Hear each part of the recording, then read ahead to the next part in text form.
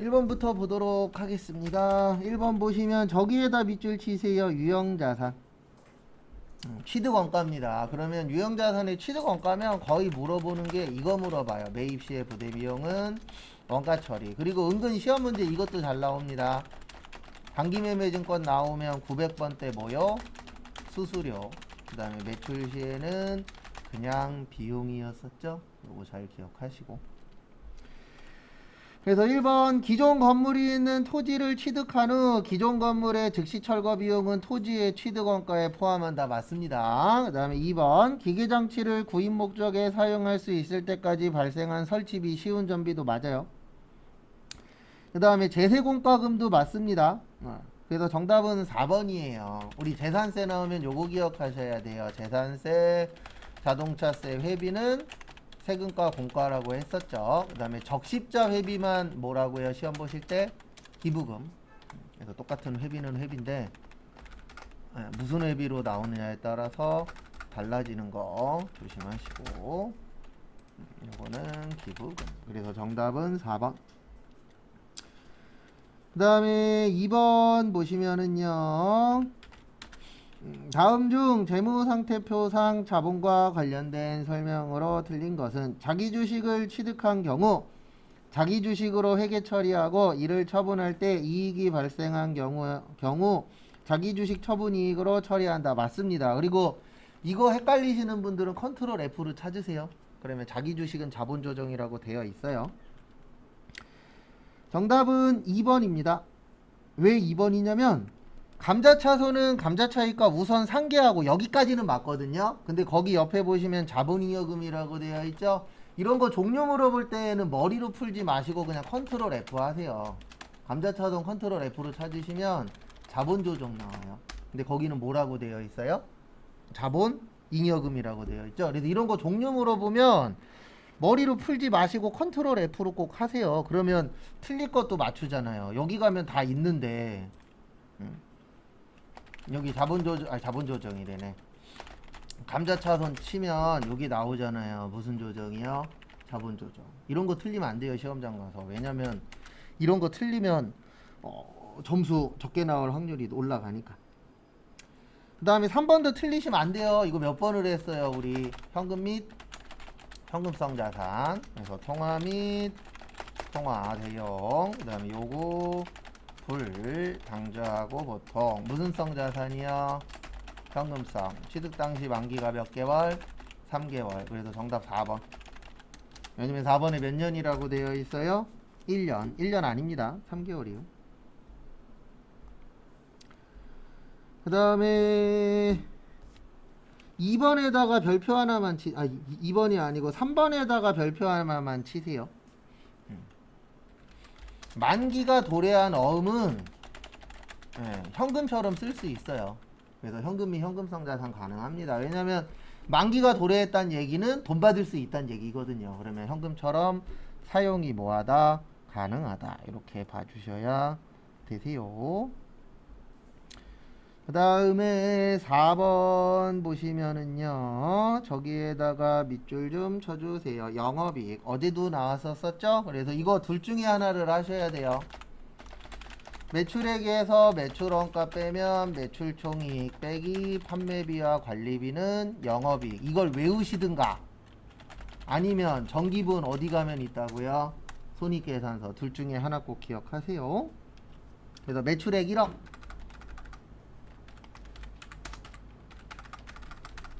원가 5천. 그러면 5천만원. 그 다음에 차량 유지비 100. 요거 차량 유지비에요. 밑에다 써야 되겠구나. 그 다음에 접대비 500 해서 4,400 나옵니다. 정답은 3번. 그러니까 이거 시험 문제 나오면 항상 똑같아요. 물어보는 게 맨날 뭐냐면 저거 물어봐요. 뭐 물어보냐면 공식 아냐. 그 다음에 두 번째로 판매비와 관리비 구별할 수 있느냐 없느냐. 그래서 거기에 있는 판매비와 관리비는 차량 유지비랑 접대비예요. 그리고 기부금하고 잡손실은 영업외입니다. 그래서 정답은 3번에 4,400. 그 다음에 5번 저기에다 밑줄 치세요. 사체.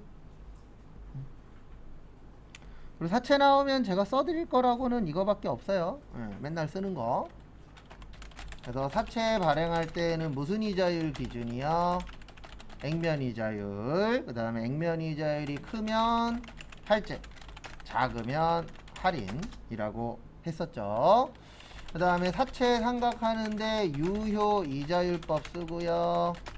상가액은 할증 발행이나 할인 발행 모두 뭐한다?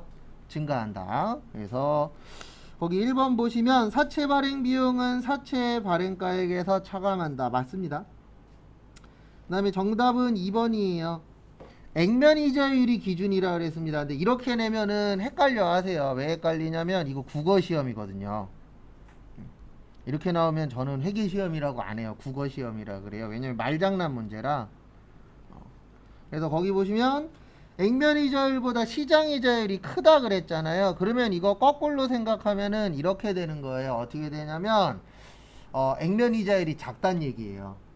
시장 이자율이 크다 그랬으니까. 그러면 액면 이자율이 작으면 무슨 발행이에요? 할인 발행이죠. 그래서 정답은 2번입니다. 근데 이렇게 나오면 솔직히 잘 못 풀어요. 왜냐면 말장난이라.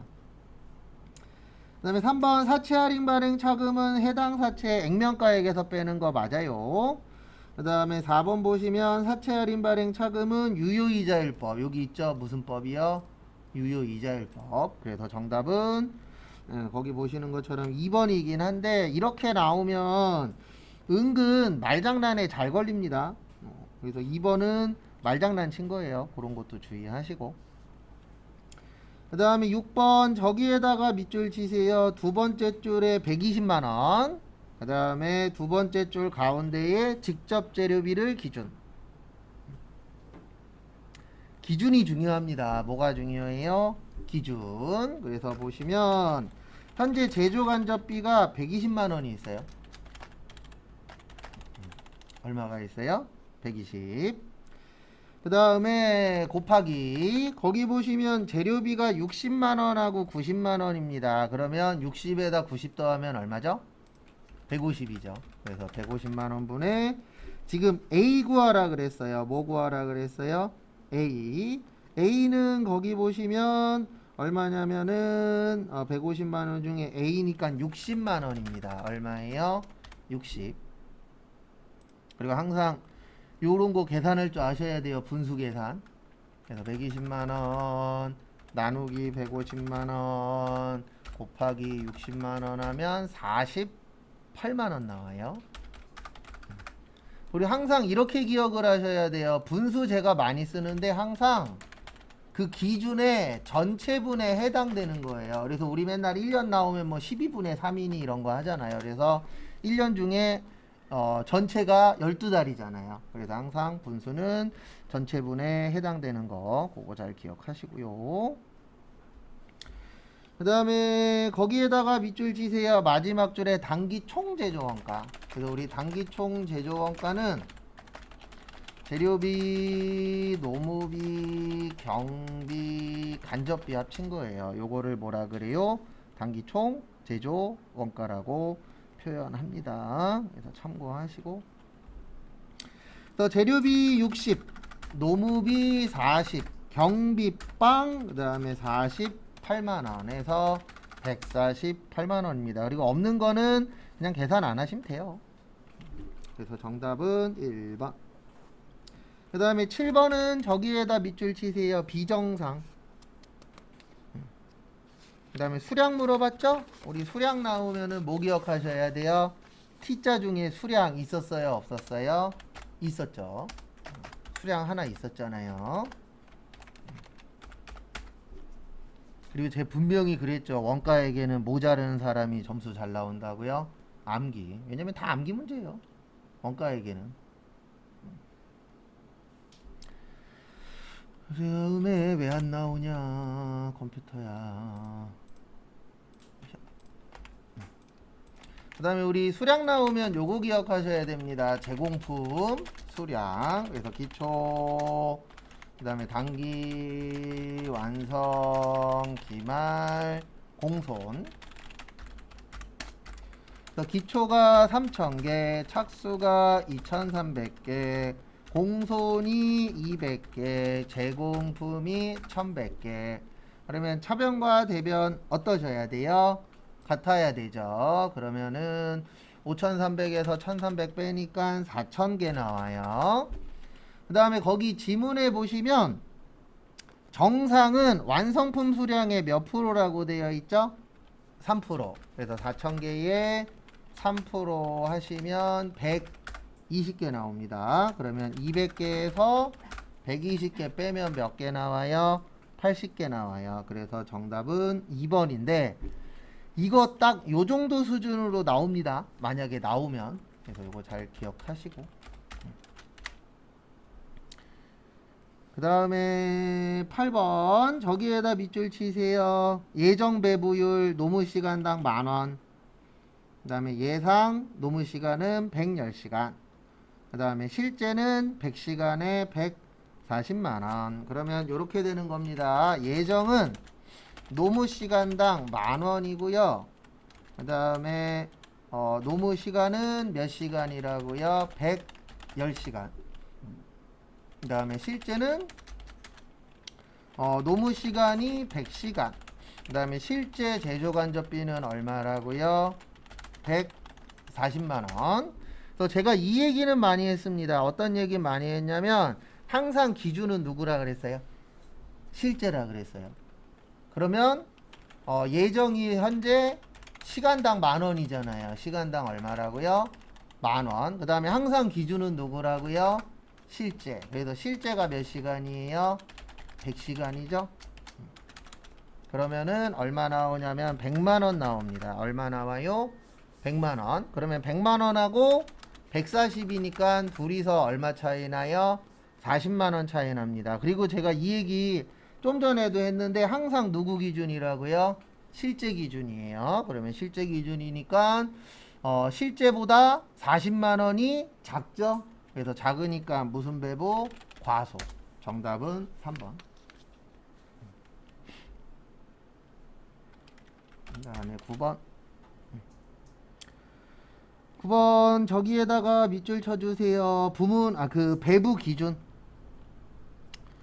배부 기준 나오면 인과관계입니다. 그래서 인과관계를 다른 말로 연관성이라고도 표현을 해요. 그래서 관련 있는 것들끼리 나누어 줘라 라고 되어 있으세요.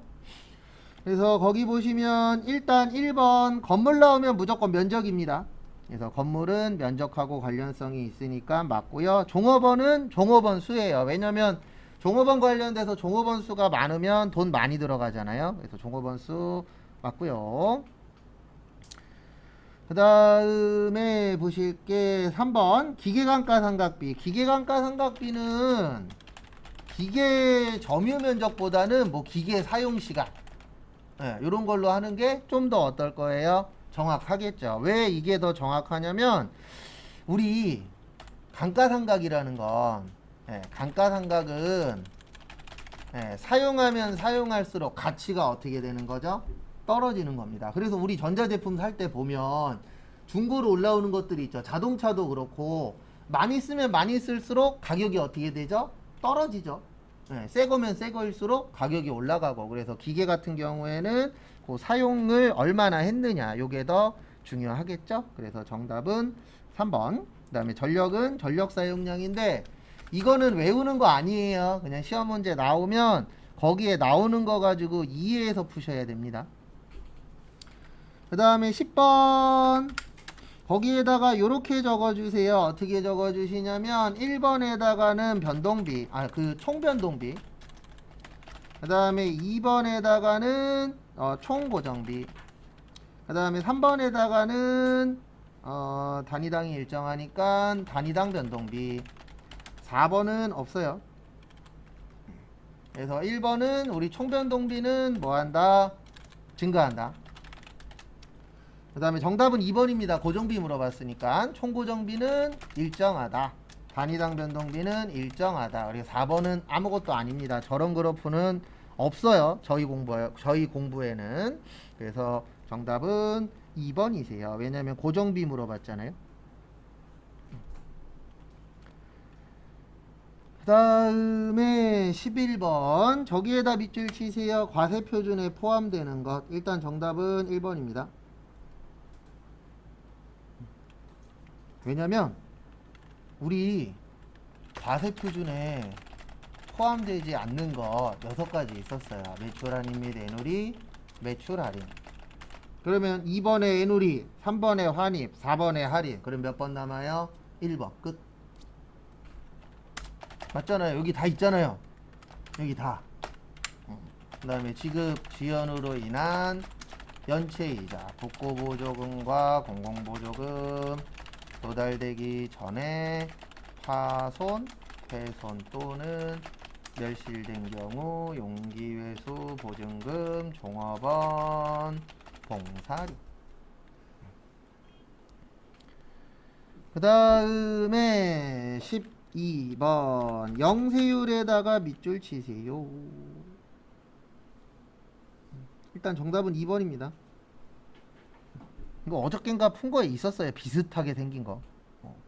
그래서 남은 기간 동안에 제일 중요한 것 중에 하나가 뭐 새거 푸는 것도 중요하지만 복습하는 것도 중요합니다. 왜냐면 어차피 시험은 나왔던 게 또 나오기도 해요. 그래서 12번 보시면 우리 영세율을 다른 말로 완전 뭐라 그래요? 면세제도라고 합니다. 그래서 뭐하고 관련된 거라고요? 수출과 관련된 거예요. 그래서 이중 과세 방지 목적도 있고 그 다음에 소비지국 과세 원칙도 있습니다. 그 다음에 영세율 하시면 조기환급 받아요. 조기환급 며칠이요? 15일. 그래서 정답은 2번입니다. 외국과 관련되면은 다 영세 적용이 가능하세요. 그 다음에 4번에 국내 거래도 영세율에 적용이 될 수 있다에다가 별표 2개만 치세요. 이게 뭐냐면 이거예요. 우리 매출의 영세 있잖아요. 이게 국내 거래예요. 왜냐면 이거를 일명 매출의 영세를 간접 수출이라 그래요. 그러니까 무슨 뜻이냐면 상대방이 우리 회사 거를 사다가 뭐 하겠다는 뜻이에요? 수출하겠다 그 뜻입니다. 그래서 어쨌든 최종적으로는 수출하기 때문에 이것도 영세 처리는 해주셔야 됩니다. 그래서 그런 부분 참고하시고요. 그 다음에 13번 저기에다 밑줄 치세요. 용역. 이렇게 나오면 맞추기 쉽지 않습니다. 저희 시험하고는 좀 어울리는 문제는 아닌데 일단 재화는 이렇게 되어 있어요. 재산적 가치가 있는 유채물과 무채물을 재화라고 하고요. 용역은 재화가 아닌 것을 다 용역이라고 표현합니다.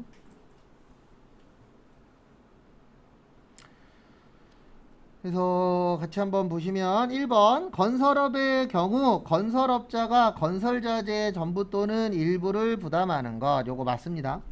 왜 이렇게 내는지 모르겠어요. 이건 좀 어렵게 낸 편이라. 그 다음에 2번 자기가 주요 자재를 전혀 부담하지 아니하고 상대방으로부터 인도받은 재화를 단순히 가공만 하는 거 요것도 용역 맞아요. 그 다음에 3번 상업상 또는 과학상의 지식 경험 또는 숙력에 관한 정보를 제공하는 것 요것도 용역 맞습니다. 그러니까 용역이 대부분 서비스 관련된 거라고 보시면 돼요. 그래서 몸으로 하는 것들 있죠. 그런 것들이 대부분 다 용역입니다. 그 다음에 4번 보시면 자기가 주요 자재의 전부 또는 일부를 부담하고 상대방으로부터 인도받은 재화에다 밑줄 치세요. 재화를 뭐 했대요? 가공했대요. 그러면 요거는 재화의 공급이 됩니다. 용역의 공급이 아니고 4번은 뭐의 공급이 되는 거예요? 재화의 공급. 왜냐면 이거 만들어주는 거잖아요. 그래서 물건을 만들어주는 거기 때문에 요거는 재화의 공급으로 보는데 이런 거 연습하실 시간에 제가 항상 하는 얘기지만 원가 회계를 더 보세요. 13번 같은 경우에 그렇게 자주 나오는 문제도 아니고 나올 확률도 그렇게 높지도 않고 그 다음에 외울 것도 너무 많아요. 그 다음에 14번 저기에다 밑줄 치세요. 소득세. 이거 제가 외우라고 하긴 했었는데 우리 그 소득세 과세 기간이 1월 1일부터 언제까지라 그랬어요? 12월 31일. 그 다음에 예외는 두 가지가 있다 그랬습니다. 사망하거나 뭐 했을 때, 출국했을 때. 이렇게 이제 두 가지가 있고요. 이거는 연말정산 때문에라도 꼭 알고 계셔야 돼요. 뭐 알고 계셔야 되냐면 사망한 연도까지는 공제 가능합니다. 그러니까 사망한 날로 보는 게 아니에요. 올해 사망했으면 올해까지는 공제가 가능합니다. 그래서 정답은 3번이세요.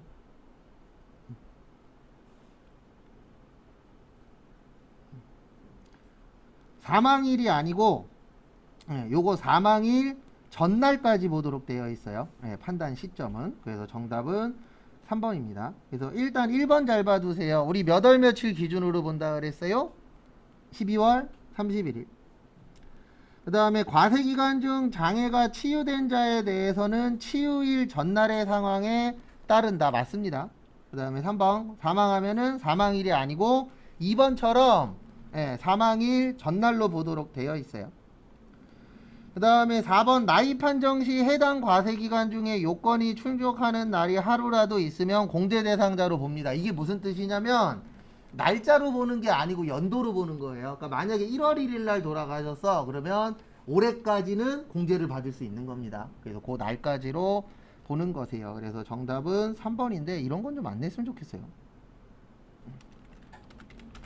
그 다음에 15번 일단 1번 틀렸어요. 요렇게 외우라 그랬습니다. 어떻게 외우라 그랬냐면 우리 그 소득세는 종합소득세, 그 다음에 퇴직 소득세, 그 다음 무슨 소득세요? 양도소득세. 그래서 종합에는 이자, 배당, 사업, 근로, 연금, 기타. 그래서 종합과세. 그래서 1번 틀린 이유가 뭐냐면 거기 퇴직 들어가 있죠?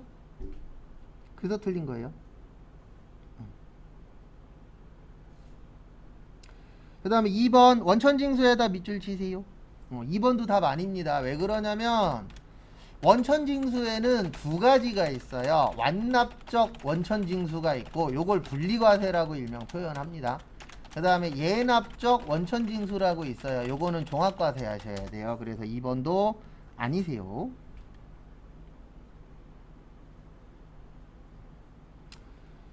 그 다음에 부가가치세법상 영세율 적용 대상에서 발생하는 매출은 소득세법상 소득금액에서 제외한다라고 되어 있는데 포함이고요. 3번이 답이 되려면 영세율이 아니고 요게 나와야 돼요. 뭐가 나와야 되냐면은 부가가치세. 그러니까 부가가치세는 소득세법상 소득금액에서 제외한다. 이렇게 나오면 맞는 말입니다. 왜냐면 부가가치세는 이미 부가가치세에서 세금을 냈잖아요. 그러면 소득세에 포함되면 돼요, 안 돼요? 안 돼요. 왜 안 되냐면 소득세에 포함되는 순간 세금을 두 번 내는 효과가 나타나기 때문에 부가가치세는 소득금액에 안 들어간다가 맞는 말이지 거기에 있는 영세율은 포함되는 겁니다. 그 다음에 4번 보시면 해당 연도 사업소득에서 발생한 결손금은 해당 연도 다른 종합소득금액에서 공제한다. 단 부동산 임대업을 영위하지 않았다. 정답은 4번입니다. 이것도 그때 외우라고 하긴 했는데 잘 안 외워지는 거 저도 알아요. 우리 2월 결손금은 몇 년 동안 가능하다 그랬어요. 유일하게 15년. 그래서 15년 동안 가능하고, 그 다음에 기억하셔야 되는 게 사업소득은 타소득에서 공제 가능합니다. 근데 부동산 임대소득은 타소득에서 공제가 불가능해요. 그래서 그거 잘 기억을 해주셔야 된다라고 설명드리긴 했는데 뭐 자주 나오지도 않거니와 잘 안 외워지긴 합니다. 저도 그거는 알긴 알아요. 근데 그래도 잘 나오는 편이니까. 그 다음에 실무시험. 저기에다가 밑줄 치세요. 1번에 생산부. 우리 직원한테 쓰는 거 뭐라 그랬죠? 복리후생비예요. 거래처면요? 접대비. 그래서 우리 회사 직원이니까 500번대 복리후생비. 그 다음에 카드로 주면 현금이에요? 외상이에요? 외상. 그래서 미지급금 1000만원. 무슨 카드요? 하나카드. 그래서 직원 나오면 복리후생비, 거래처 나오면은요 접대비. 그거 워낙 잘 나오니까 잘 기억 좀 해주시고요. 그 다음에 3월 3일 저기에다 밑줄 치세요. 임차 보증금. 그리고 계약금에다가 밑줄 한번 더 쳐주시고, 그리고 두 가지 외우셔야 돼요. 뭐 외워야 되냐면 일단 보증금 나오면 무조건 거래처 써야 돼요. 그 다음에 일반적으로 뭐 100%는 아니지만 90% 이상 계약금 나오면 두 가지 중에 하나입니다. 뭐 아니면 뭐예요? 선급금 아니면 선수금이죠. 일단 차변에 임차보증금 1,500. 왜냐면 임차보증금 자산이에요. 그래서 자산의 증가 나중에 돌려받아야 되니까. 그 다음에 대변에 계약금 준 거 있대요. 먼저 줬다 선급금 동국. 그 다음에 나머지는 무슨 예금에서 드렸어요? 보통 예금. 그래서 이게 합격률이 나쁘지 않았었던 이유 중에 하나가 보시면 아시겠지만 붕괴가 못 풀 정도의 수준은 아니에요. 그 다음에 9월 21일은 저기에다가 밑줄 쳐주세요. 어디에다 밑줄 치시냐면 단기 시세 차익. 그러면 단기 매매 증권입니다. 그 다음에 액면가액에 동그라미 치시고 앞에 보세요. 이거 헷갈려 하시는데 헷갈리시면 그냥 이렇게 외우세요. 액면가액은 자본금 구할 때만 하는 거예요. 원래 딴 거 할 때도 하는데 저희 시험은 액면가액 나오면 99% 다 자본금 관련돼서만 쓰는 걸로 시험 문제가 출제가 돼요. 근데 지금 문제가 자본금이에요? 단기 매매 증권이에요? 단기 매매 증권이에요. 그러면 액면가액이 아니고 취득가액으로 보셔야 됩니다. 무슨 가액으로 봐야 된다고요? 취득가액. 그래서 이렇게 돼요. 차변에 통장으로 1,500 1,500이 아니고 1,000만원. 그 다음에 대변에 단기 매매 증권은 800이에요. 그 다음에 나머지 200만원은 단기 매매 증권 무슨 이익? 처분이익.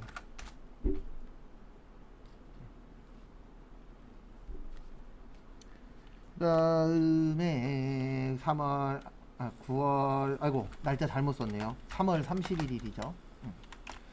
그 다음에 9월 21일 저기에다 밑줄 치세요. 신주. 뭔 주요? 신주. 신주 나오면 주식입니다. 그러면 요게 기억나셔야 돼요. 자본금은 주식 발행수 곱하기 액면가액. 그리고 저기에다가 밑줄 치세요. 마지막 줄에 주식 할인 발행 차금은 없다. 그래서 만약에 주식 할인 발행 차금이 있으면 자본은 무슨 처리도 해주셔야 돼요? 상계 처리. 근데 지금은 없으니까 상계 처리 안 하셔도 됩니다. 그래서 이렇게 하시는 거예요. 대변에 자본금 5,000원에 2,000 주면 1,000만원 나와요. 그 다음에 그거를 7,500원에 팔았습니다. 그러면 보통 예금 1,500. 그 다음에 요거는 잘 기억하십시오. 비싸게 발행하면 주식 발행 초과금, 싸게 발행하면요 주식 할인 발행 차금. 그래서 거기 지문에 주식 할인 발행 차금이 없다라고 나온 거예요. 왜냐면 무슨 처리 안 해도 된다? 상계 처리 안 해도 된다. 그 다음에 10월 31일. 그리고 지금 이 정도 붕괴면 아주 어렵게 낸 건 아닙니다. 그래서 10월 31일 보시면 돈 갚았죠? 단기 차입금 1억 갚았고요. 기업은행. 그 다음에 이거는 알고 계셔야 돼요. 우리 이자 주면 뭐죠? 이자 비용이죠. 이자 받으면은요 이자 수익. 그 다음에 통장으로 1억 30. 참고하시고. 그 다음에 문제 2번은 매입 매출 전표. 매입 매출 전표를 이용하여 입력하시오. 저기에다가 밑줄 좀 쳐주세요. 수입 전자세금 계산서. 제가 어저께도 이렇게 썼고 남은 기간에도 나올 때마다 똑같이 쓸 건데요. 수입 나오면 거래처는 세관, 뭐만에게 처리요? 부가세만. 그래서 세관 없으면 뭘로 처리하면 안 된다? 수입 처리하시면 안 됩니다. 근데 지금은 세관이 있잖아요. 무슨 세관이요? 김해세관. 그래서 7월 28일은 매입의 수입 김해세관 여 차변에 세금 얼마 냈다고요? 300. 현금으로 얼마 냈어요? 300. 이거 잘 기억하시고. 그 다음에 7월 30일 저기에다가 밑줄 치세요. 9인승 승합차. 이거 불공 아닙니다. 이거 9인승 일부러 준 거예요. 이것 때문에 우리 불공의 접대비 업무 무관 기영업용 소용 승용차 몇 cc는 제외요? 1000cc. 그 다음에 경차 제외. 그 다음에 몇 인승 이하요? 8인승 이하. 그 다음에 면세 관련 비용 토지 더하기 세금 계산. 9인승이니까 그냥 불공 아니에요. 몇 인승까지가 불공 후보라고요? 8인승까지. 그래서 일부러 회사에서 대부분 차 사면 봉고차도 많이 사요. 그게 왜 그러냐면 봉고차가 대부분 9인승인 경우들이 많거든요. 그러면 불공에 해당 사항이 없기 때문에. 어쨌든 저기에다 밑줄 치세요. 어디 갔냐? 세 번째 줄에 계산서. 계산서 나오면 무조건입니다. 무조건 면세예요. 여기에다 불공 쓰신 분들은 이거 놓친 거예요. 세금 계산서 없는데 불공 쓰시면 안 돼요. 면세는 면세가 아니라 계산서는 무조건 면세예요. 그것도 잘 기억하시고. 그 다음에 또 다음 거 보시면은요. 거래처는 조합 캐피탈, 전자는 여. 그 다음에 저기에다 밑줄 치세요. 마지막에 임대료. 자주 씁니다. 지문에다가. 뭘로 처리하라고요? 임대료가 아니고 임차료. 그 다음에 영업부니까 800번대 55만원. 그 다음에 돈은 보통예금 계좌에서 이체하여 뭐 했대요? 지급했대요. 그래서 무슨 예금이요? 보통예금.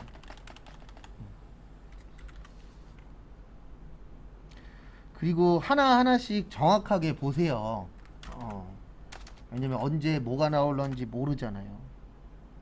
제가 뭐 나올지 알면 그냥 그것만 알려드릴 텐데 그게 아니기 때문에 하나하나씩 잘 봐두시고. 그 다음에 8월 10일 저기에다 밑줄 치세요. 직수출.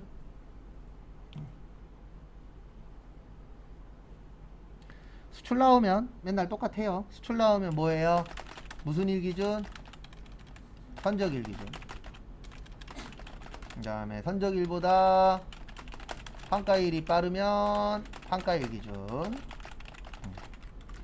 그래서 10일은 수출. 선적일이 몇 월 며칠이에요? 8월 12일이에요. 그래서 3만 달러에다가 얼마 곱해요? 1150원 곱해요. 그러면 3450만원 나옵니다. 그래서 보시면 어디 갔냐? 거래처가 에이스 영국의 대변의 제품 매출 3450. 그 다음에 돈은 나중에 받기로 했죠. 외상 매출금 3450.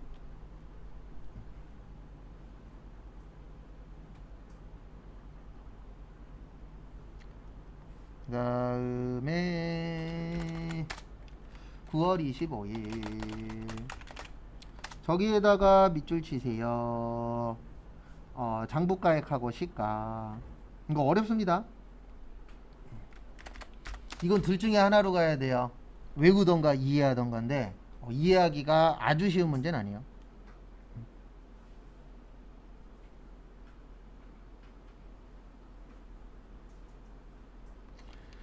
그래서 보시면 저기 어디 갔냐?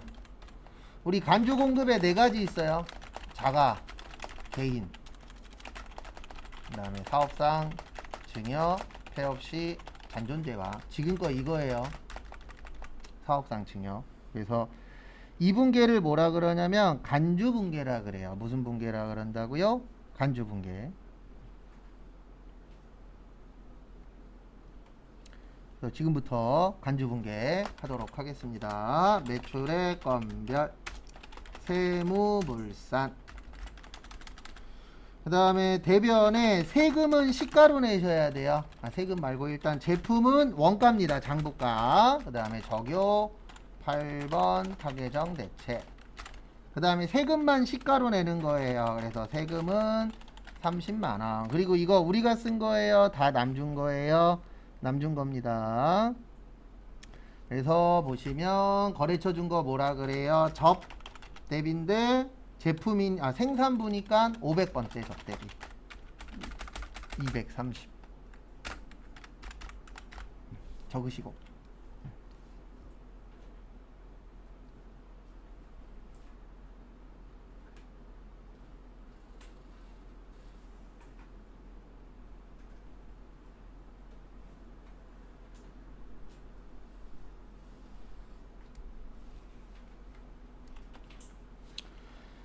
그 다음에 입력도 보여드리면 입력 이렇게 하는 겁니다.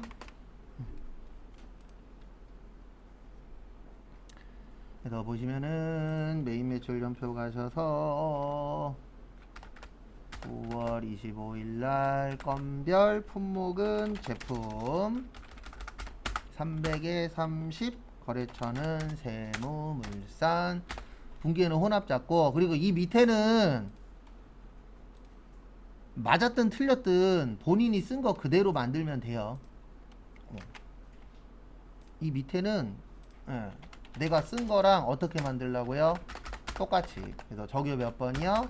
8번. 그 다음에 차변에 접대비.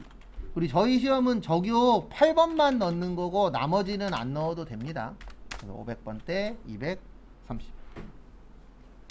그래서 이런 것들은 꼭 한두 번씩 등록 연습하시고. 왜냐면 요즘 추세 중에 하나가 2분계 잘 내요. 간주분계. 이거 좋아하시는 분이 시험 출제위원으로 들어오신 것 같아요. 그 다음에 9월 30일 보시면은요, 거기 보시면 저기에다 밑줄 치세요. 제품 제일 많이 나오는 분계 문제입니다, 이게. 그래서 매출의 과세의 해민의 여. 대변에 제품 팔았다. 제품 매출 3,000. 그 다음에 세금 300. 그 다음에 저기에다가 밑줄 치세요. 계약금. 계약금 나오면 뭐라고요? 먼저 받으면 선수금, 먼저 주면 선급금인데 여긴 받았으니까 선수금 1,000.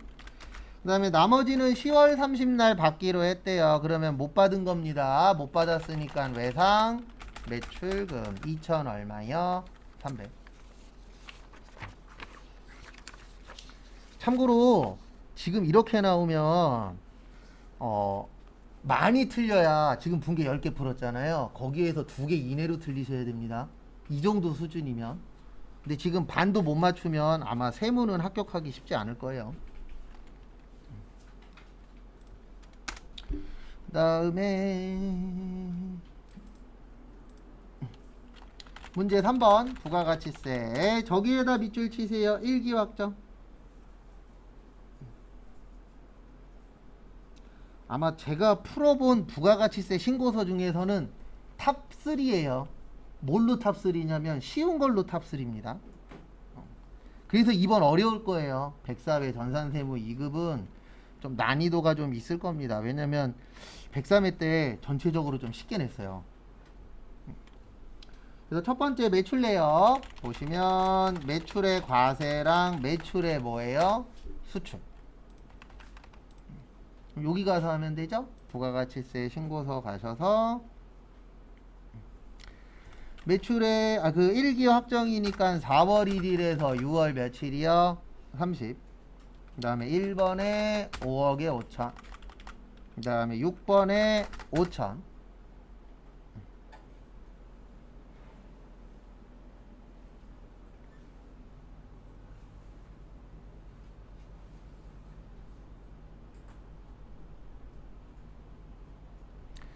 그 다음에 매입 내역. 전자세금 계산서 수취분 일반 매입 2억 5천만 원에 부가가치세 2,500 매입 과세. 그 다음에 사업과 관련 없는 거 매입 뭐예요? 불공. 그래서 매입과세의 일반, 매입 불공의 일반. 그 다음에 예정신고 누락분, 매입의 과세. 그 다음에 미환급세액 있고 저기에다 밑줄 치세요. 전자신고. 이건 외우라 그랬습니다. 전자신고하면 얼마 빼준다고요? 10,000원. 그래서 이렇게 넣으면 됩니다. 여기 10번 가서 2억 5천에 2,500. 그 다음에 불공은 여기에다 넣는 거라 그랬어요. 여기 16번 찍으면 16번 찍으면 여기 우측에 몇 번 있어요? 50번 있어요. 그래서 50번에다가 거기 보시면 얼마라 그랬어요? 1,000만원에 100만원 치시고, 그 다음에 예정신고 누락분은 여기에다 넣으시면 돼요. 여기 예정신고 누락분 12번에 있습니다. 근데 12번에다 치면 안 들어가요. 네, 여기에다 넣는 거예요. 38번 누락분. 그래서 38번에다가 얼마 입력하세요? 450에 45만원. 그리고 가산세 없어요. 매입만 잘못한 거는 가산세 없습니다. 누락한 거는. 그 다음에 예정신고 미환급은 여기 있어요. 21번. 그래서 21번에 100만원. 그 다음에 여기 54번에 무슨 신고요? 전자신고. 얼마요? 10,000원. 그래서 시험 보시고 요거 적어 갖고 나오시면 돼요. 여기 제일 밑에 납부할세. 왜냐면 시험장 가서 이거 어디에 몇 번에 다 입력했는지 쓸 시간은 부족하잖아요. 그러면 저것만 적어 갖고 오시면 잘했는지 못했는지 어느 정도 확인 가능합니다. 이따 알려드릴게요. 이따 따로 질문하세요. 왜냐면 일단 진도를 나가야 되니까 제가 이따 한 번에 다 알려드릴게요. 그 다음에 2번 저기에다 밑줄 치세요. 신용카드 매출세액, 신용카드 매출전표 등 발행금액 집계표.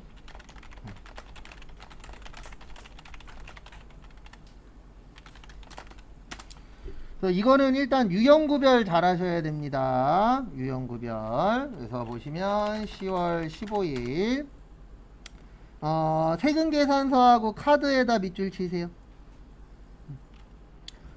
세금계산서하고 카드면 매출의 과세예요. 그 다음에 11월 30일은 계산서하고 카드죠. 그러면 계산서하고 카드니까 요거는 매출의 면세입니다. 두 개가 겹치면 무조건 세금계산서하고 계산서가 1순위예요. 그래서 일단 요거를 먼저 적으실 줄 아셔야 되고요. 그 다음에 여기로 오세요. 여기 신용카드 매출전표 등 발행금액 집계표로 오시고요. 그 다음에 보시면 몇 월에서 몇 월이에요? 10월에서 12월이에요. 그래서 10월에서 12월 치시고, 그 다음에 이렇게 넣는 겁니다. 1번은 카드도 있고 세금계산서도 있잖아요. 그러면 두 번 넣는 거예요. 여기에다가 2750. 왜냐면 여기는 신용카드. 그 다음에 세금계산서도 같이 있었잖아요. 그러면 여기 밑에 세금계산서 여기에다가도 2750. 그래서 두 번 넣는 겁니다. 그 다음에 여기 면세는 요 밑에다 넣는 거예요. 그래서 아까 신용카드도 있었잖아요. 그러면 여기에다가 700. 그 다음에 여기 밑에 계산서 있어요. 여기도 얼마예요? 700. 끝.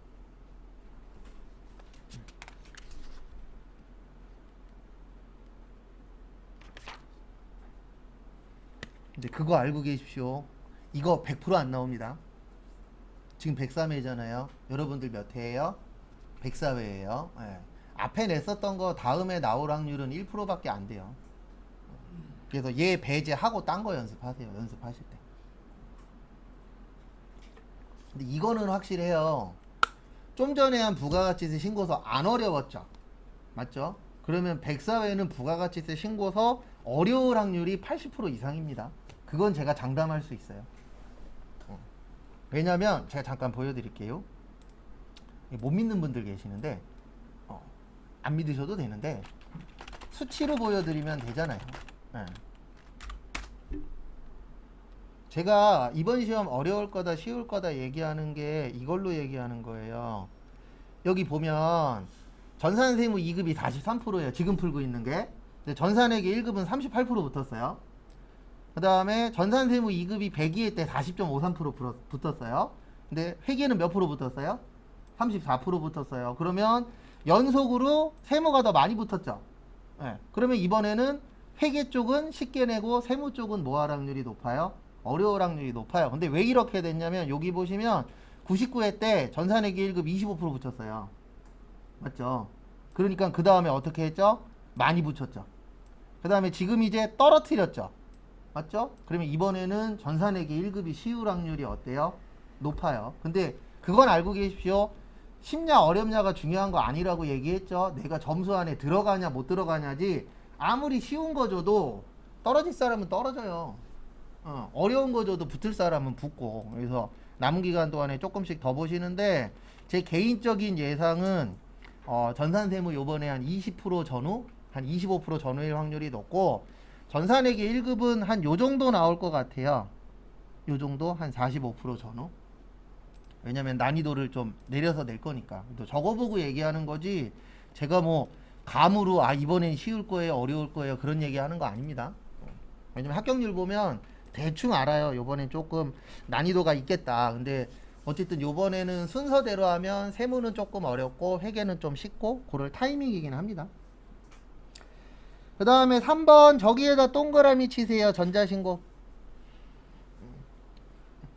그리고 이거 3일 동안 연습하긴 할 건데 꼭 알고 계십시오. 수업 시간에만 해갖고 시험장 가서 못해요. 집에 가서 꼭 한두 번씩 최소 똑같은 거 가지고 두세 번씩은 연습 꼭 하십시오. 그래서 전자신고 할 겁니다. 앞에 보세요. 네, 거기 문제 박스 보세요. 박스 보시면 저기에다 밑줄 치세요. 마감되어 있다. 원래 전자신고 할 때 마감하셔야 돼요. 근데 마감되어 있으니까 마감할 필요는 있어요 없어요?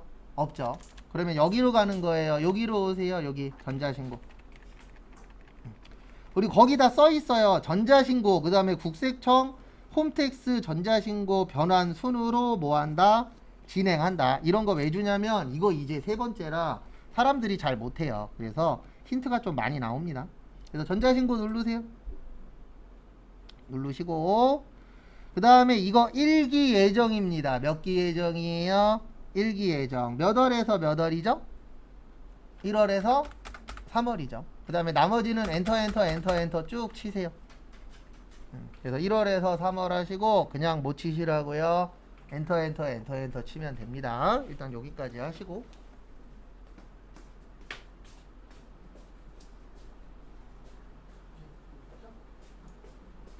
그렇게 어렵진 않아요. 그리고 이거 연습해서 1분 안에 끊어야 돼요.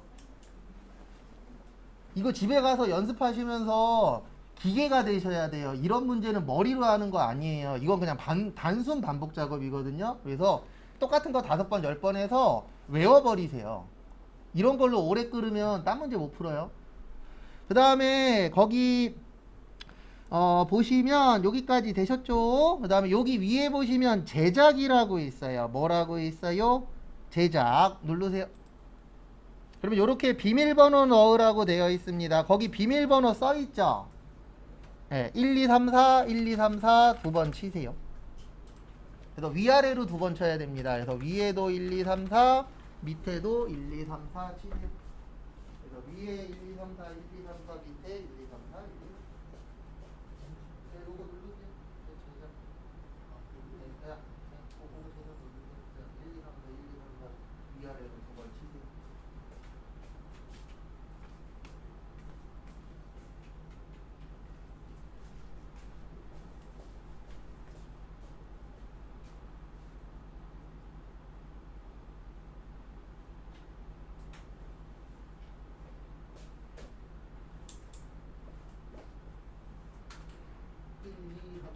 두 번 치는 거예요. 한 번 치는 게 아니고.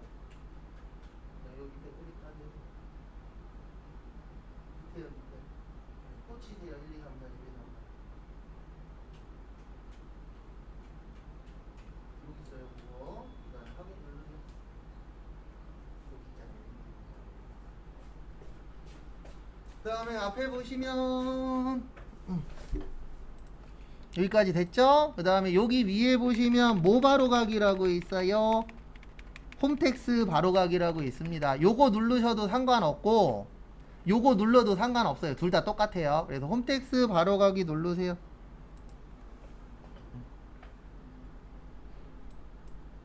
그거 누르시면 뭐 요런 게 하나 뜰 겁니다.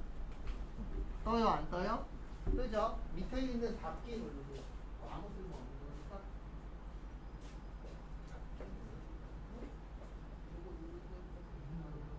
여기 나왔네요. 여기 클릭하시고. 닫기 누르시고.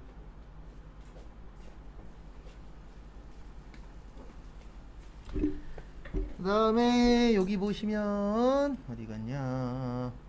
네. 여기 보시면 찾아보기라고 있어요. 뭐라고 있어요? 찾아보기 누르세요. 그러면 항상 요 제일 밑에 뜰 거예요. 파일명은 요 제일 밑에 하나 뜹니다. 몇 개 뜬다고요? 하나. 그거 선택하시고 열기.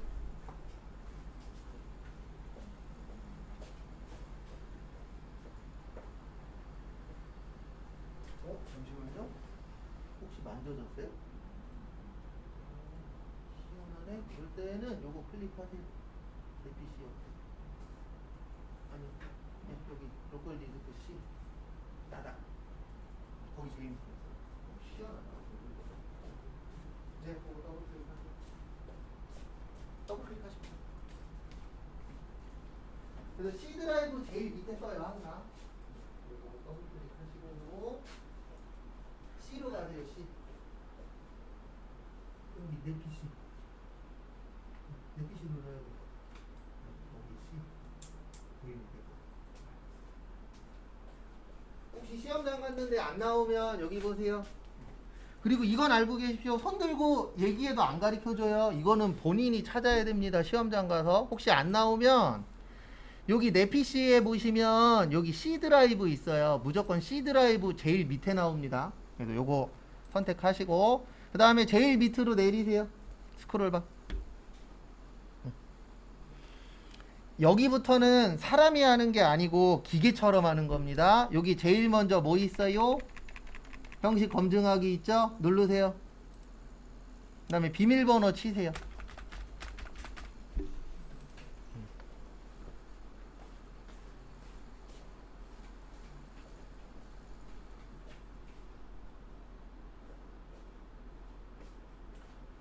비밀번호 넣고 확인하시고 그 다음에 여기부터는 이제 맨날 똑같아요. 어떻게 하시냐면 여기 옆에 결과 확인 있죠? 클릭.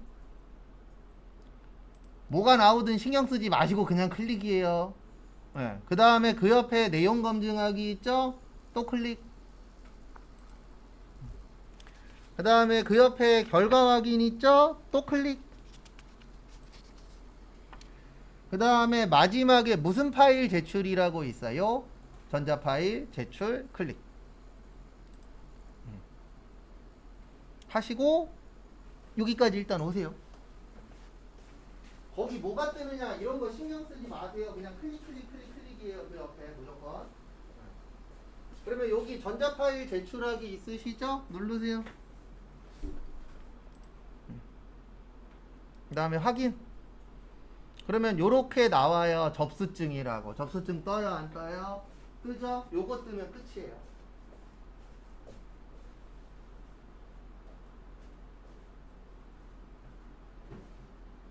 거기에서 마지막에 닫기 누르시면 끝입니다.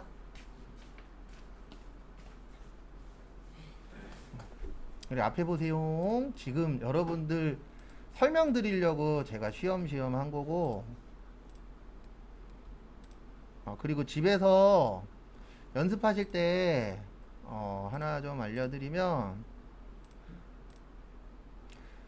반복 연습하실 분들 있잖아요. 그런 분들은 한 번 하면 잘 안 돼요. 그러면 어떻게 하시냐면 어딨냐 프로그램을 설치를 다시 하세요.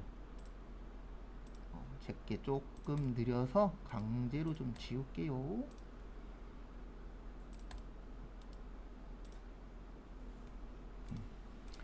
그래서 이거 보내드렸잖아요. 여기에서 또 설치하면은 또 리셋돼요. 그래서 103회를 한 번 더 설치하시면 또 리셋 됩니다. 그래서 제가 하나만 보여드릴게요. 저런 거 풀 때 이거 시험이잖아요. 왜 그러냐 보지 마세요. 어차피 회사 가시면 왜 그러냐 다시 회사 거에 맞춰서 다시 배워야 돼요. 프로그램마다 다 달라요. 하는 방식은. 그래서 회사 가셔서 그건 다시 배우셔야 되고, 그 다음에 3하나 5하나 보시면 시험장 가시면 이렇게 하는 겁니다. 그냥 가서 날짜 치고 누르고 번호 치고, 그리고 번호는 시험 때마다 다르니까 꼭 보고 하세요. 그 다음에 텍스 가서 닫기 누르고, 그 다음에 찾고, 그리고 찾을 때 없으면은 꼭 여기 내 PC 가면은 C 드라이브 있어요. 거기 제일 밑에 있으니까 그거 참고하시고, 그 다음에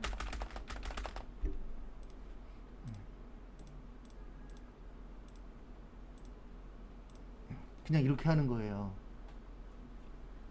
왜 그러냐 이런 거 신경 쓰지 마시고, 왜냐면 지금 시험에서는 이게 왜 그러냐를 보는 게 아니에요. 그거는 나중에 회사 가셔서 회사 프로그램에 맞춰서 왜 그러냐를 배우시면 돼요. 이건 시험인지라 방법이 그거밖에 없어요. 그래서 그거 잘 봐두시고, 그 다음에 결산 보시면, 그리고 요거는 나올 때마다 계속 알려는 드릴 겁니다. 근데 왜 그러냐면 저희가 연습할 수 있는 게 딱 3개밖에 없어요. 올해부터 들어온 거라. 그래서 저희가 오늘 103, 내일 102, 모레 이제 100일까지 할 거거든요. 100회부터는 전자신고 없습니다. 그래서 올해부터 들어온 거니까 전자신고 연습하실 거면은 꼭 3가지 가지고만 연습을 하셔야 돼요. 그 다음에 저기에다가 밑줄 좀 쳐주세요. 외상 매출금.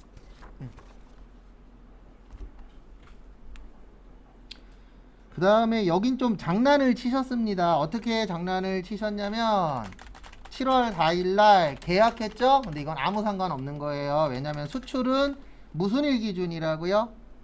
선적일 기준입니다. 그래서 7월 31일날 10만 달러가 있었는데 10만 달러가 있었는데 요때는 1달러당 얼마였어요?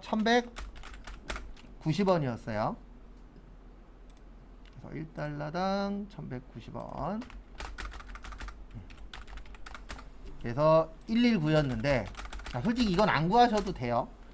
8월 30날 몇 달러 회수했죠? 네, 3만 달러 회수했죠? 그러면 10만 달러에서 3만 달러 회수했으니까 우리는 몇 달러만 계산하면 되는 거예요? 7만 달러만. 그 다음에 내용은 이렇게 되는 거세요. 어떻게 되냐면 7월 31일 날 1190원이었는데 12월 31일 날 얼마 됐죠? 1150원이 됐어요. 얼마 됐어요? 1150원. 그러면 7만 달러 곱하기 40원입니다. 그래서 얼마 차이 나는 거예요? 280만원.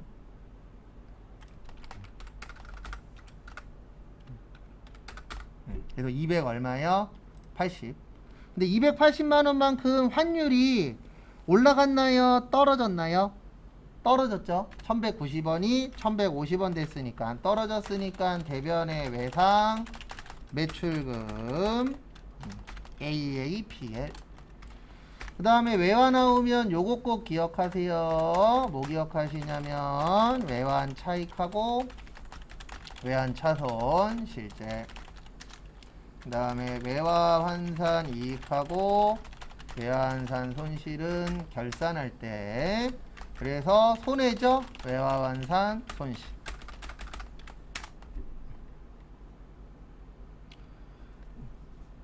그 다음에 2번 외화 문제 계속 나옵니다. 그래서 잘 준비하시고, 그 다음에 저기에다 밑줄 치세요. 보험료. 이건 헷갈리시면 그냥 외우세요. 결산에 보험료 나오면 무슨 비용이에요? 성급 비용이에요. 잘 안되면 그렇게라도 푸세요. 그러면 10개 중에 7, 8개 맞출 수 있어요.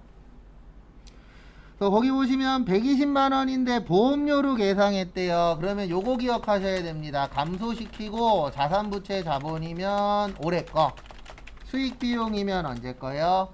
내년 거. 그러면 지금은 비용이잖아요. 그러면 이렇게 해주시면 됩니다. 일단 대변에 보험료인데 몇 번대요? 800번대. 그 다음에 차변에 성급비용. 그 다음에 120만원 곱하기 이건 할 줄 아셔야 됩니다. 뭐는 할 줄 아셔야 되냐면 120만원 곱하기 12분의 내년께 3개월이죠. 그래서 12분의 몇이요? 3. 그래서 얼마 나와요? 30. 그래서 얼마요? 30만원. 참고하시고. 그 다음에 2번 2번이 아니고 3번 보시면 저기에다 밑줄 치세요. 대선충당금.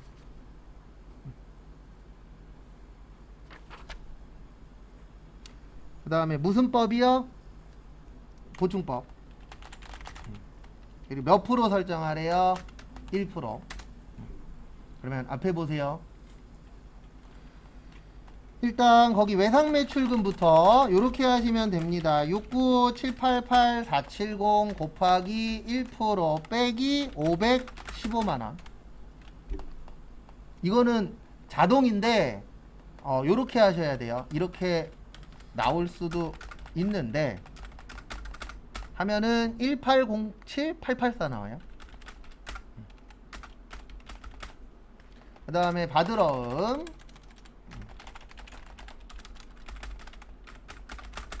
곱하기 거기 몇 프로래요? 1% 빼기 1호.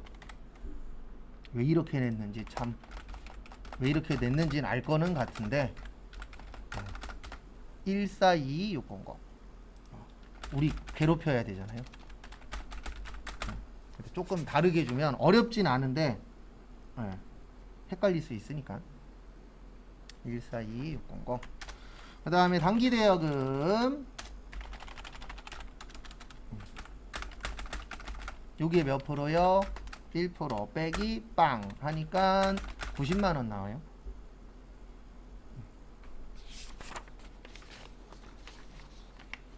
그 다음에 입력은 이렇게 하시면 돼요. 어떻게 하시면 되냐면 따르게 하지 마시고 이게 제일 편해요. 앞에 보시면 제가 모르면 어떻게 하라 그랬죠? 컨트롤 F. 그러니까 외상매출금 치면 여기는 이걸로 하시면 안 돼요. 왜 안 되냐면 여기 금액이 안 맞을 수도 있어요. 맞으면 상관이 없는데 안 맞을 수도 있기 때문에 여기 금액이 맞으면 그냥 이걸로 해도 됩니다. 그러니까 방법은 두 가지가 있어요. 하나는 뭐냐면 여기 1807884 있죠? 그걸 여기에다 치는 거예요. 그 다음에 받으러움이 142600. 그 다음에 단기대여금이 90. 필요 없는 건 뭐예요? 지워요. 그리고 마지막에 무슨 반영? 결산 반영. 이렇게 하셔도 되고요. 이게 첫 번째. 그 다음에 두 번째는 컨트롤 F로 외상매출금을 찾아요. 그 다음에 거기에다 쳐요. 1807884. 그 다음에 밑에 받으러움 있죠? 받으러움이 아까 142600. 그 다음에 마지막이 단기대여금이었죠? 그래서 아까 단기대여금이 얼마였어요? 90만원이었죠? 이렇게 치셔도 돼요. 그러니까 방법은 두 가지 중에 하나로 하셔야 됩니다. 어떻게 해야 되냐면 여기에다가 금액을 치셔도 되고 아니면은 컨트롤 F로 찾아서 하나하나씩 넣어 주셔도 됩니다. 참고로 이 문제 되게 오랜만에 나온 거예요. 근데 그나마 다행인 건 뭐냐면 전산세무에선 이렇게 나올 확률이 좀 낮긴 합니다. 왜냐면 연타로 잘 안 내는 편이라 나오는 경우도 있긴 있는데 확률상으로는 좀 되게 낮아요. 그 다음에 문제 4번 저기에다가 밑줄 쳐주세요. 어디에다 밑줄 치시냐면 여기 퇴직. 그 다음에 충당에다가 동그라미 치세요. 그래서 우리 대손충당금하고 퇴직급여 충당부채는 무슨 법이라고요? 보충법. 그래서 거기 생산부는 이렇게 구하는 거예요. 1억 5천에서 몇 배요? 1억 배요. 그러니까 아까 위에 것도 똑같은 거예요. 근데 아까 위에 거는 1%를 곱한 다음에 빼셔야 됩니다. 그러면 5천만원. 그 다음에 영업부. 영업부는 2억에서 얼마 빼요? 1억 빼요. 그러면 얼마 나와요? 1억 나와요. 그래서 요거를 여기에다 넣으면 되죠. 컨트롤 F 퇴직. 그래서 퇴직급여 전입액에다가 넣으시면 됩니다. 그래서 500번대가 아까 5천 나왔죠? 그리고 800번대는 얼마 나왔어요? 1억 나왔죠. 그렇게 해서 넣어주시면 되고요. 그 다음에 5번 5번도 외우라고 했었었죠. 그래서 이렇게 하시면 됩니다. 어떻게 하시면 되냐면 제일 밑으로 내려가셔서 여기 555만 원 있어요. 그대로 치시고 그 다음에 계산기 들고 1200에서 얼마를 빼라고요? 555만 원 빼고 그 다음에 나머지 645를 밑에다가 치고 마지막에 무슨 추가요? 전표 추가. 됐습니까? 그거 참고해 주시고요.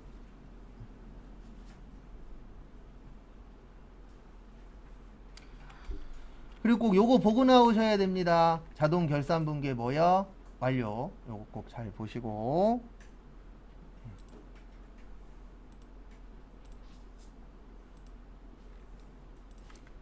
그 다음에 문제 5번 원천징수. 다음은 로운상해의 생산직에다 동그라미 치세요. 그래서 생산직 근로자인 정희석의 5월분 관련 자료이다. 아래 자료를 이용하여 5월분 급여자료하고 원천징수 이행상황 신고서 작성하고 저기에다 밑줄 치세요. 전월 미환급세액 23만원. 요거 잘 나와요. 전월 미환급세액. 그래서 이렇게 하시면 됩니다. 일단 수당 등록 및 공제 항목은 불러온 자료는 무시하고 아래 자료에 따라 입력하며 사용하는 수당 및 공제 빼놓고는 뭘로 넣으래요? 부로. 그 다음에 원천징수 이행상황 신고서는 매월 작성하며 정의석의 급여 내용만 반영하고 환급 신청은 하지 않기로 한다. 그 다음에 저기에다 동그라미 치세요. 환급 신청은 하지 않기로 한다. 어려운 건 아닌데 이따 설명드릴 거예요. 그 다음에 밑에 식대부터 볼게요. 양가로 1번 식대 당회사는 현물 식사를 별도로 제공하고 있다. 그래서 우리 식대는 음식물을 별도로 제공하지 않아야 뭐가 되는 거예요? 비과세. 그래서 여기는 과세예요. 그 다음에 자가운전 보조금 당사는 본인 명의의 차량을 업무 목적으로 사용한 직원에게만 비정기적으로 비정기에다 밑줄 치세요.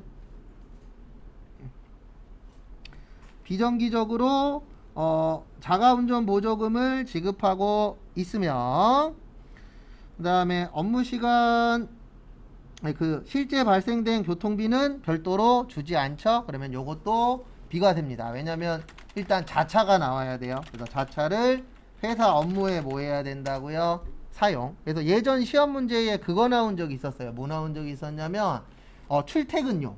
출퇴근용은 안 됩니다. 꼭 지문에 뭐라고 떠야 돼요? 업무가 붙어야 돼요. 그거 참고해 주시고. 그 다음에 같이 또 보시면은요. 마지막으로 그 다음에 야간 근로수당. 저기에다가 동그라미 치세요. 두 번째 줄 끝쪽에 뭐라고 되어 있냐면 비과세 요건을 뭐 하고 있다? 충족하고 있다. 그러면 비과세로 잡으란 얘기입니다. 그 다음에 교육보조금. 교육보조금은 처음 나왔으니까 처음 나온 거 찾는 방법 한 번 더 설명드릴게요. 일단 또 하나씩 보시면은요. 일단 보시면 여기죠. 원천징수에서 여기 급여자료 입력부터 보도록 하겠습니다. 수당공제 가셔서 일단 기본급은 여, 상여는 부, 직책도 부, 월차도 부. 그 다음에 제가 아까 이렇게 설명드렸죠. 어떻게 설명드렸냐면 비과세 아니라 그랬죠. 식대는. 왜냐면 음식물을 제공하고 있으면 비과세가 아닙니다. 그래서 여기는 부로 만드시고 여기 밑에다가 과세에 뭐라고 치세요? 식대. 이렇게 별도로 입력하는 겁니다. 그거 참고하시고, 그 다음에 어디 갔냐, 식대까지 됐고, 자가운전 보조금 여고 여기 부정기인지 꼭 확인해 주세요. 왜냐면 아까 부정기라고 지문에 나왔잖아요. 그러면은 비정기라고, 비정기가 부정기입니다. 그래서 그거 꼭 확인해 주시고, 그 다음에 야간 근로수당도 그 다음에 지금 저거 안 넣었죠. 교육보조금. 뭐 안 넣었어요? 교육보조금. 그래서 없는 거는 이렇게 하시면 된다 그랬습니다. 어떻게 하시냐면 비과세에 교육보조금이라고 치세요. 이거는 모를 때 쓰는 방법이에요. 그 다음에 또 뭐라고 쓰세요? 교육보조금. 있어요? 없어요? 없죠. 없으면 뭐라고요? 과세. 그 다음에 지금 여기에는 안 나와 있는데 요것도 같이 알고 계셔야 돼요. 육아수당. 육아수당은 몇 세 이하 자녀가 있을 때요? 6세 이하 자녀 있으면 육아수당도 비과세입니다. 일단 요거 먼저 등록을 해주시고요. 그리고 이것 꼭 숙지하고 계세요. 여기 비과세 아니면 밑에다가 과세로 따로 넣는 겁니다. 요거 종종 나오니까 그것도 잘 좀 봐주시고요. 그 다음에 이제 월급 넣어야 되죠. 이분 5월 거예요. 그 다음에 며칠 날 줬어요? 5월 31일 날. 그 다음에 기본급이 190, 자가운전 30, 야간 20, 식대 10, 교육 10, 국민연금 99,000원, 건강보험 67910, 장기요양 8330, 고용은 176, 그 다음에 25950, 2590. 그리고 헷갈리시면 여기 보는 것도 방법이에요. 어디 보시냐면 여기 밑에 여기 2378620 나오면 일단 금액은 맞게 넣은 거구나 라고 확인하시면 됩니다.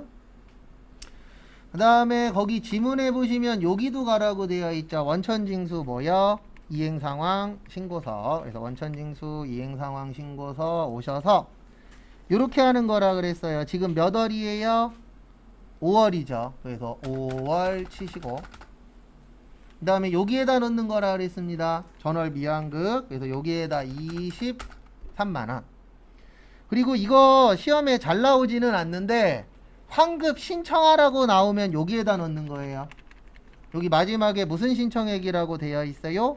환급 신청액이라고 거기 써 있죠? 근데 지금은 환급 신청 한다 그랬어요? 안 한다 그랬어요? 아까? 안 한다 그랬죠. 그러면 안 넣으시면 됩니다. 이거 왠지 여기에다 환급 신청은 하지 않기로 한다라고 원래 이거 안 주거든요.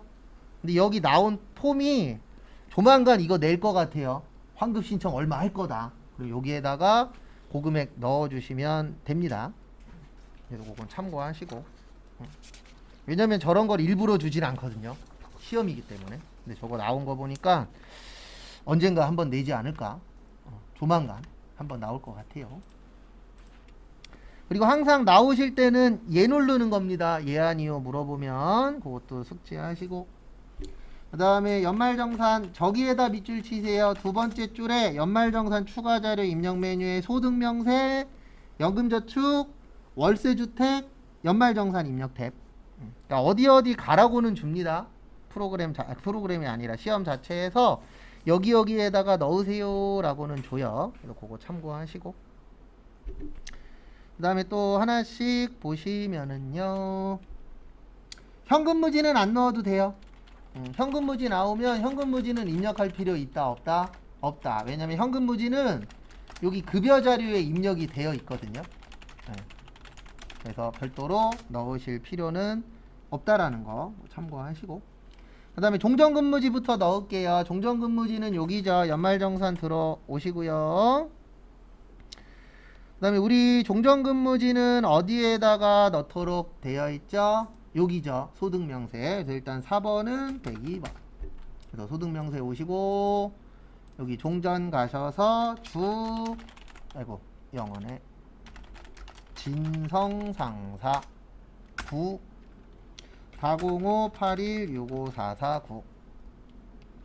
그 다음에 2022년 1월 1일에서 6월 20일. 그 다음에 급여는 1200. 그 다음에 상여는 없죠? 그 다음에 밑으로 쭉 내려오셔서 건강보험료 411600, 장기요양 47400, 고용보험 96000, 그 다음에 국민연금이 54만원. 그 다음에 여기 납부세액에다가는 결정세액 넣는 거라 그랬어요. 그래서 10만원에 얼마 넣으셔야 돼요? 만원. 그래서 20만원 넣으시면 안됩니다. 왜냐면 내용은 이거예요. 20만원 냈는데 10만원만 내면 돼서 마이너스 10만원의 뜻은 돌려받았다는 뜻입니다. 그래서 우리 돌려받는 걸 환급이라고 표현하죠. 그래서 환급받았다 그 뜻이에요. 그 다음에 연말정산 자료는 모두 저기에다가 밑줄 치세요. 홈택스 및 기타 증빙에다가 일단 밑줄 쳐넣으세요. 그래서 홈택스 및 뭐라고요? 기타 증빙 서류다.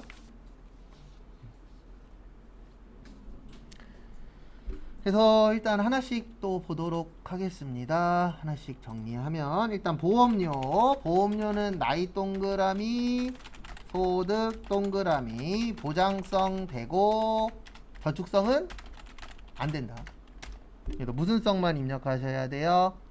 네, 보장성만. 그래서 여기 보험료 일반 가셔서 얼마 넣으세요? 160. 그 다음에 교육비는 나이는 X, 소득은 동그라미, 대학원은 누구만 가능해요? 본인만. 그래서 아무 말 없으면 본인 겁니다. 그래서 교육비 가셔서 본인에다가 얼마 등록하세요? 600. 그 다음에 저기에다 밑줄 좀 쳐주세요. 의료비에 본인 신용카드. 그래서 의료비는 나이도 X, 소득도 X. 그리고 요것도 같이 좀 기억하세요. 이중공제 되는 거 세 가지 있죠? 신용카드, 의료비. 그 다음에 신용카드 교복구입비. 그 다음에 신용카드 미취학 아동 학원비. 그래서 거기에 있는 질병치료비 됩니다. 그 다음에 시력보정용 안경 되는데 얼마까지만 된다고요? 50만원. 그 다음에 미용 목적 안 되고요. 건강 증진 안 돼요. 그래서 요 두 개만 되는데 여기에서 키포인트는 뭐냐면 시력보정용 안경에서 안경원 영수증에다 밑줄 치세요. 여기에서 키포인트는 안경원입니다. 그래서 우리 의료비는 여기에다 넣는다 그랬어요. 무슨 가족이요? 부양가족. 그래서 부양가족의 의료비 가셔서 F2. 어차피 본인밖에 없죠. 그 다음에 국세청장 한 건에 150. 그 다음에 요게 키포인트입니다. 또 김영식 님인데 여기는 국세청장이에요? 기타예요? 기타예요. 기타에 한 건에 50. 요게 키포인트입니다. 왜 기타인지 이해하셔야 돼요. 거기 지문에 써 있잖아요. 당구장 표시에 뭐라고 써 있냐면 연말정산 자료는 모두 국세청 홈택스. 그래서 좀 전에 거는 국세청장으로 넣었죠. 그 다음에 뭐라고 되어 있냐면 나머지는 기타라고 되어 있잖아요. 그러면 거기 의료비 안경은 뭘로 들어가야 되는 거예요? 기타로 들어가야 되는 거예요. 뭘로요? 기타. 그거 참고하시고. 처음 나왔죠. 기타는 어렵진 않습니다. 못 풀 정도는 아니에요. 근데 이제 처음 나오는 거다 보니까 헷갈리실 수는 있다라는 거. 그 다음에 신용카드. 그래서 신용카드는 나이는 X, 그 다음에 소득은 동그라미. 그 다음에 같이 또 보시면은요, 본인 신용카드 됩니다. 본인 거 되고 직불 되고 그 다음에 현금 영수증도 돼요. 그래서 이렇게 넣으시면 됩니다. 신용카드 이렇게 나오면 나쁘지 않아요. 시험 문제로. 그래서 거기 보시면 신용카드에 얼마예요? 850. 그 다음에 직불에 얼마요? 360. 현금 영수증 얼마요? 5만원. 그 다음에 월색. 월색 대적. 그래서 월색은 여기에다 넣으시면 됩니다. 월색 하셔서 김서민 771031 1028550. 그 다음에 유형은 다가구. 그 다음에 계약 면적은 50. 부산시 해운대구 우동 10번지 1동 202호. 그 다음에 2022년 1월 1일부터 24년 12월 31일. 저기에다 밑줄 치세요. 매달 월세. 그럼 여기는 연간이잖아요. 그러면 매달 30만원이면 1년에 얼마죠? 360이죠. 그래서 360으로 등록해 주셔야 됩니다. 요런 거 항상 조심하시고, 별거 아닌 거가 항상 문제가 돼요. 시험은 보면 어려운 거는 어려워서 틀린다라고 치지만 쉬운 거는 좀 헷갈려서 틀릴 때도 있거든요. 그래서 30 넣으시면 안 되고 얼마 넣으셔야 돼요? 360. 그 다음에 개인연금 저축은 여기입니다. 여기 연금저축 1. 여기 연금이라고 떠요. 2번에 있어요. 개인연금은. 퇴직연금은 1번이고 2번 가서 개인연금 저축 눌러주시고요. 그 다음에 F2 무슨 은행이요? KB 하나은행. 그 다음에 계좌번호는 243-610-7208. 그 다음에 뭐 하시면 돼요? 납입금액 120. 이렇게 하면 끝. 103에는 어느 정도 연습하신 분들은 붙을 확률이 좀 높은 횟수기는 해요. 왜냐면 전체적으로 아주 머리 아픈 건 없는데, 근데 이건 있습니다. 사이사이에 헷갈릴 만한 건 있어요. 그거 뭐 어느 시험이든지 다 똑같으니까. 그 다음에 정리하시고 12시 35분에 저거 풀 거예요. 저희 그 짜투리 시간 남으면 푸는 거 있죠? 그거 또 풀어보도록 하겠습니다.